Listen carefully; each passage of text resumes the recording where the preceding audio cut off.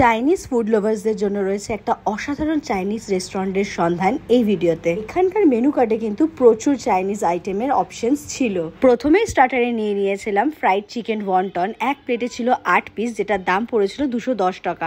এখানকার চিকেন ওয়ন্টনটা খেতে আমার কিন্তু অসাধারণ লেগেছে। অনেকদিন পর ভালো টেস্টি চিকেন ওয়ন্টন খেয়েছিলাম সেদিন। পরে মেন কোর্সে নিয়ে নিয়েছিলাম এখানকার স্পেশাল মিক্সড ফ্রাইড রাইস, তার সাথে নিয়ে নিয়েছিলাম prawn with ginger garlic sauce.